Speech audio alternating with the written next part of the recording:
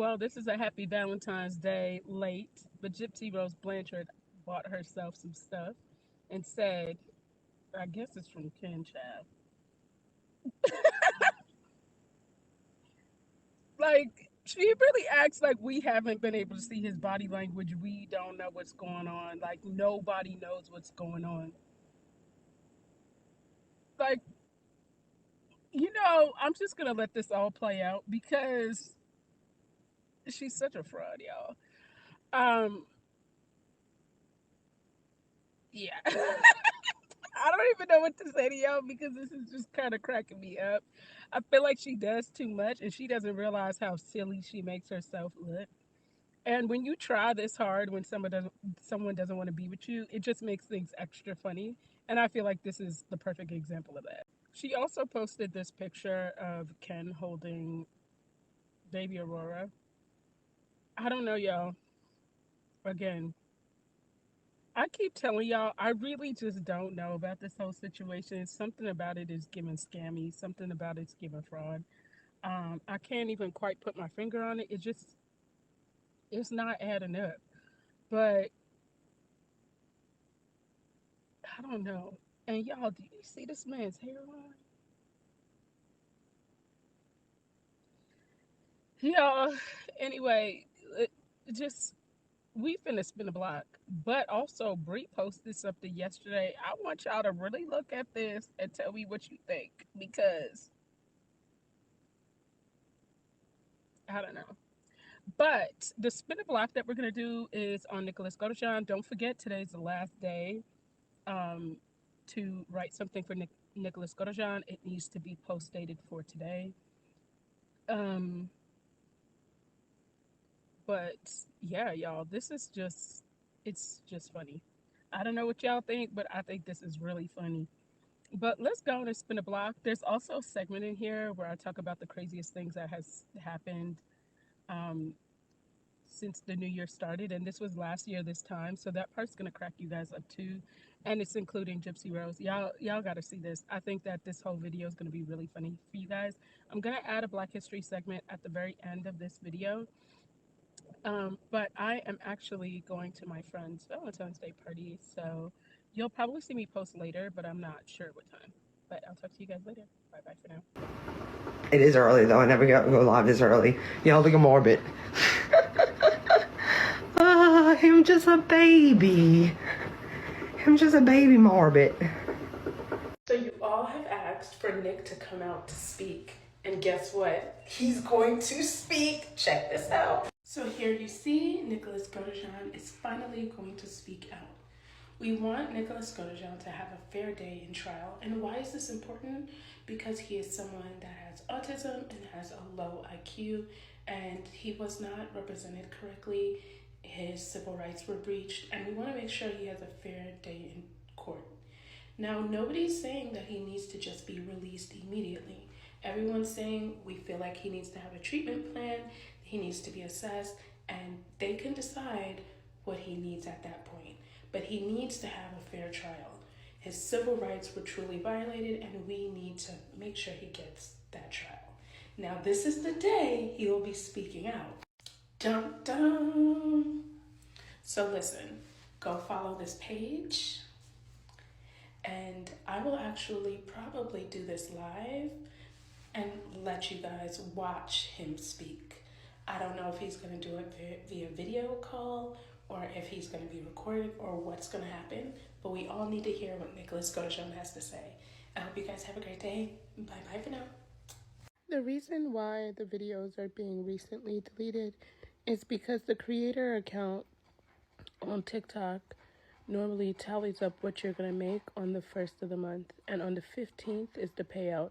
Now, keep in mind, it goes off of China's time, so in China, it's already the 15th. It's been the 15th since this morning for us, or this evening. Yeah, this morning. So, basically, all of the views that she had from January 1st until February 1st, she got paid out for that already. and now it just doesn't look good on the account because of the image she's trying to have, so she just deleted them. It probably is in her best interest to delete those videos and not carry on. I know the comments that she made on YouTube didn't help her, but hopefully her PR team will be able to figure that out. Anyway, I hope everyone's having a great Valentine's Day. Bye-bye for now. He has a long history of this behavior, and plus, if you think about it, if you could lunge at a judge like this, you're unhinged. And if you can do that there, what else could you really do? I mean, think about what he does behind closed doors. If he is that unhinged, I mean, he did it in a courtroom, in front of a bailiff, in front of witnesses, in front of literally all the proof that they would need to charge him.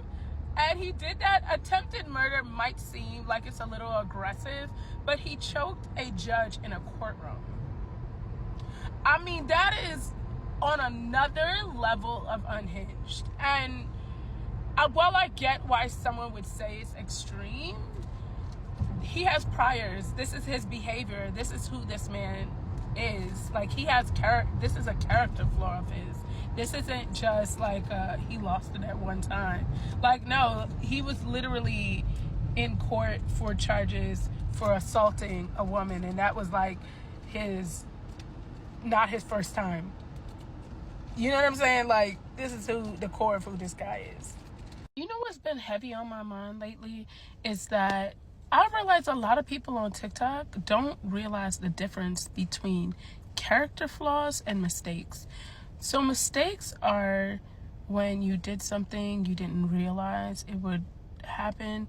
Your intentions weren't bad intentions. But character flaws, it's the core of who you are. So you're a repeat offender. And you have to know the difference, because a lot of times I feel like people are trying to get people to change. And if they don't wear a diaper, you can't change them.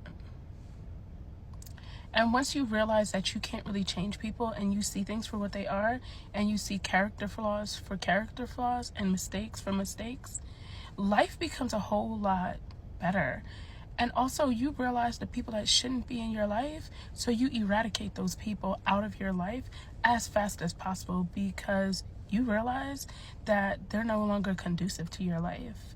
And when you realize that people are who they are, and when they show you who they are the first time, believe them, I'm telling you, it's a game changer in life, because you stop attracting those types of people, because you are very sure of who you are and sure of who you want around you, and it's a game changer.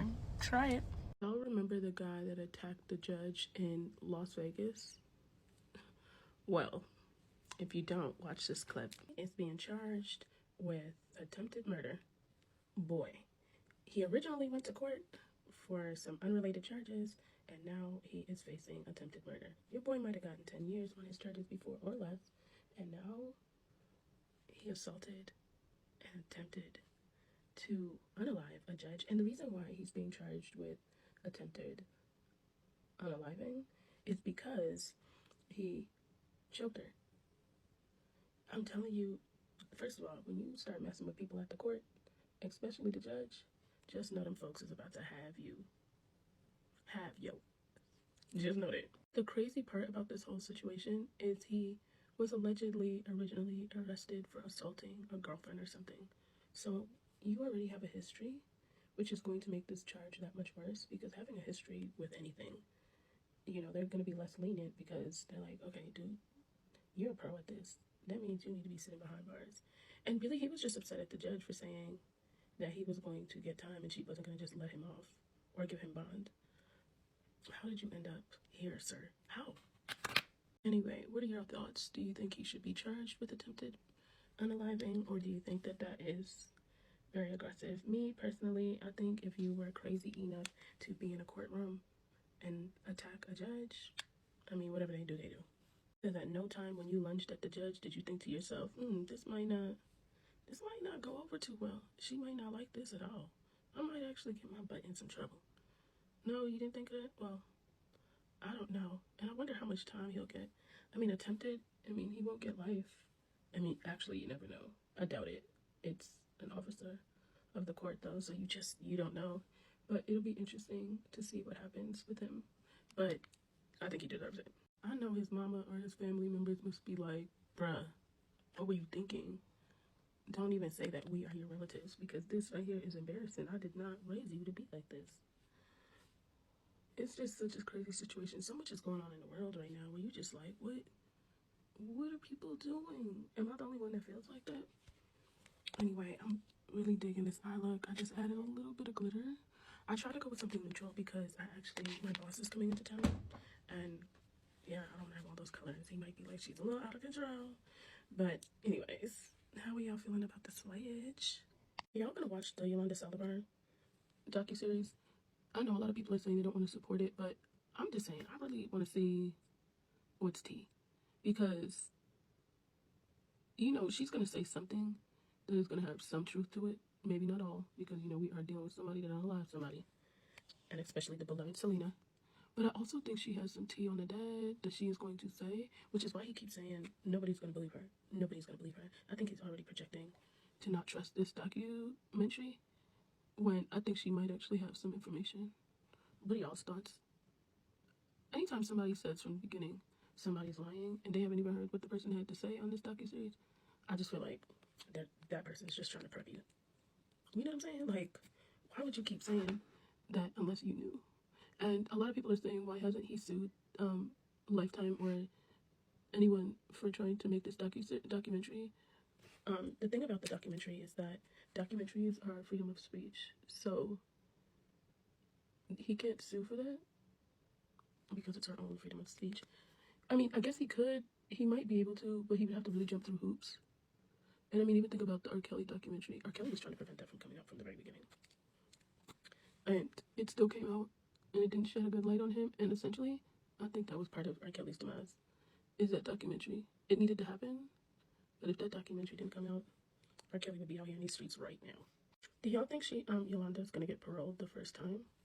I actually don't think she is. In Texas, they normally do not ever parole the first time, especially for the nature of her crime. Now, I do know she is trying to say she wants to be paroled because she is very sick. And she has a lot of health concerns that she feels like, you know, aren't going to be handled properly with her being in prison. But at this point, does it really even matter about her health concerns? Because, let's be honest, do you think she will be out of the prison even 24 hours before she's unalived? I'm not saying I'm going to do it, because I'm not, but I'm just saying. I don't know, y'all. What do y'all think? And is anyone a fan of Yolanda Saldivar? I mean, I'm definitely not. Selena was such an icon, and she still is. I love her music. And just to think about it, Selena would have been 53 this year. 30 years passed. It just sounds so insane. I was like 7 years old when Selena died, but I remember dancing to Bidi Bidi Bamba and dreaming of you. I mean, I don't know. Life's so short, right? And recently I've been listening to more and more of Selena's music, and I'm sure that's going to happen after this documentary, just because that's kind of how things go. But I don't know. I think we really have to see what happens with Yolanda, honestly. I mean, come on now. If you're a fan of Yolanda's, I need to hear why. Unless you're a family member. But even if you're a family member, can you really outwardly say, yeah, I'm a fan of this lady? Like, no. Somebody might really attack you just for saying that. But honestly, I just want to see this documentary and see what is it that she has to say. Not that I would believe it. Like I said, there might be some truth to some of this that might blow our minds. But I'm not thinking it's more towards Selena. I think it's going to be more towards the family. And especially her dad, because there's something that the dad doesn't want Yolanda to say, and that's why he's really briefing us on her being a liar. Because, you know, there's always two sides to every story, and then there's the truth. Okay, let's talk about it. Let's talk about it. I'm not saying I believe Yolanda. No. But I think there's going to be something in there that she's going to say that she'll have proof of that may actually make a difference. Not necessarily in her case, because she did what she did, right? Like, that's where I'm at with that. Because despite of whatever she says, like, girl, you analyze Selena, and it don't even really matter. But just knowing some of the stuff that she may have to say might actually implicate Selena's dad. Because I mean, rumor has it that Selena's dad did have something to do with it, and I don't know. And that little boy that helped Selena, or attempted to help Selena, they said he's never been seen ever again. Where is he? What's going on with him? What happened? Like, seriously, what happened to him? Nobody's seen or heard from this boy ever since that day. So if nobody had to do with it, and Yolanda had to stand up all that time, where is this boy? I don't know. There's certainly questions, and I think we should all have questions about that. For me, that's more of what I was kind of like hoping to hear about. Y'all, don't be mad at me. I just want to hear what she got to say. Not that, I mean, like I said, there's always two sides to every story. And I will never think Selena should have been unalived regardless, because I don't think there's nothing that she could say as far as that. I just want to kind of hear about the dad, because I'm telling you, there's something to it, something.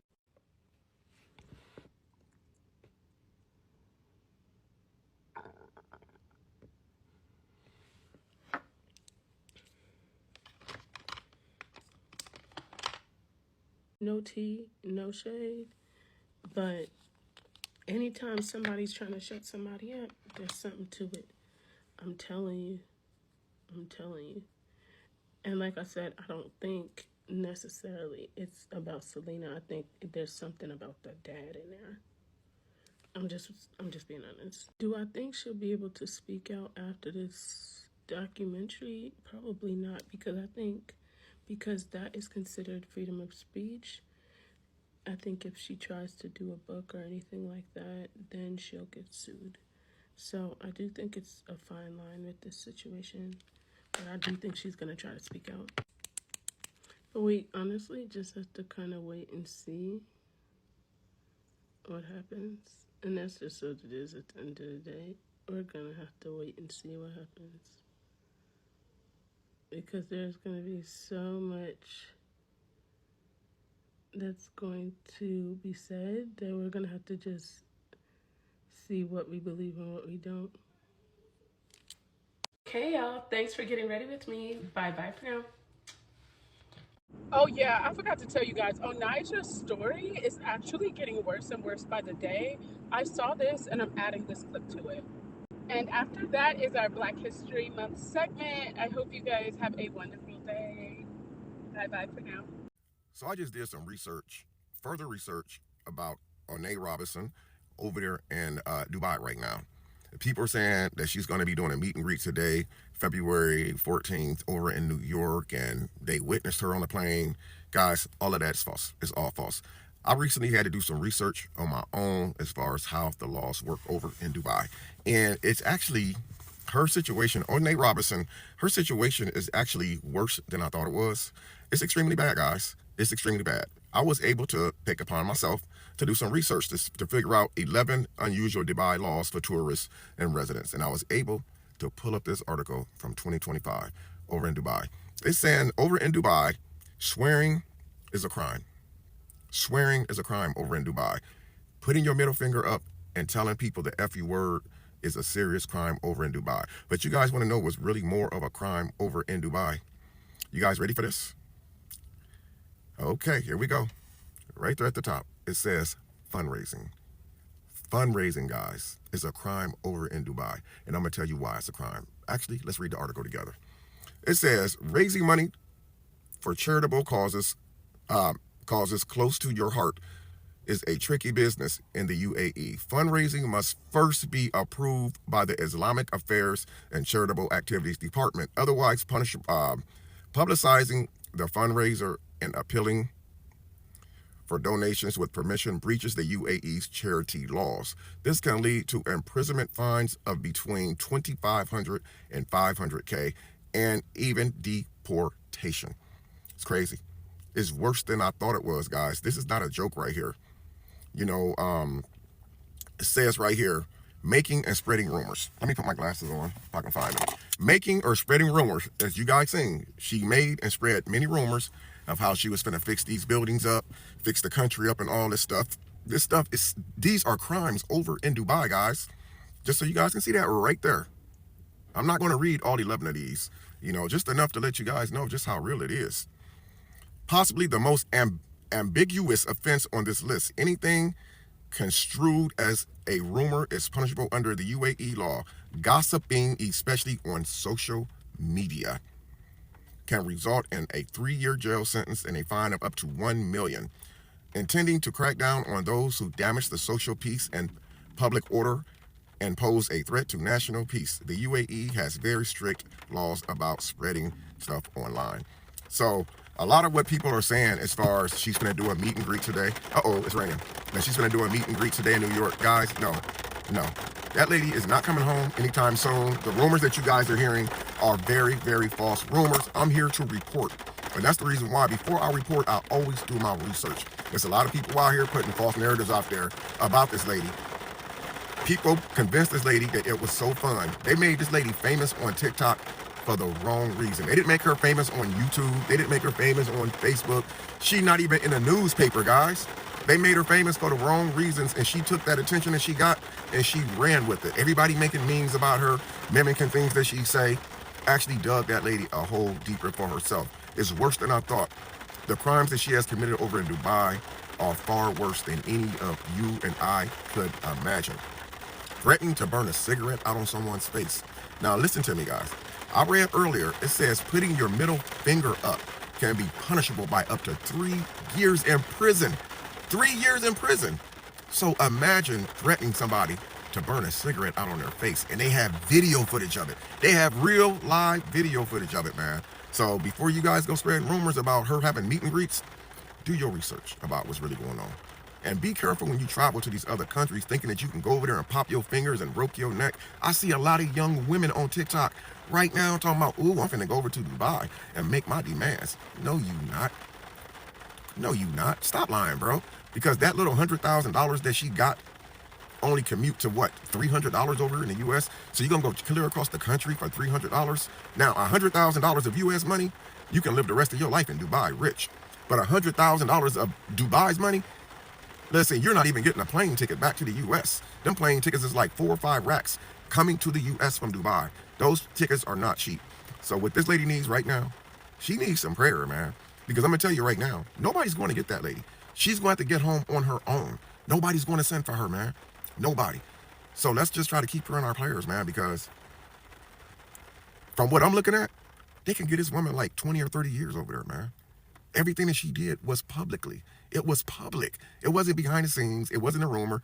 It's public. They can get this woman 20 or 30 years, and there ain't nothing nobody can do about it because our country rules are different than their country rules. So this right here just went from what people thought was funny to a very, very serious matter. This is not a laughing matter at all. The Black Panther Party's free breakfast program was a revolutionary act, not charity. So let's talk about why. I mean, there has to be a reason the FBI said it was dangerous, right? So there were all these kids, mostly black kids, who are going to school hungry every single day. Raise your hands, how many of y'all can concentrate when you're hungry? Exactly. So the Panthers' first response was, let's feed the kids. Boom, short-term problem resolved. But that's not it. They'd ask the kids, why were you hungry in the first place? Now they're thinking about what has caused their hunger. Why are we in a food desert? Why do all the corner stores in our neighborhood only sell old food? Or this one, why can the Panthers supply us so much with so little, and the wealthiest nation in the world can supply us so little with so much? See, those are the kind of questions that got the FBI on their toes. The Panthers showed the world that America does not care about black people, and that maybe there's a better way to govern that puts people rather than profits at the center. Oh, but we're not done, because poor people all over the world could identify with the black struggle in America.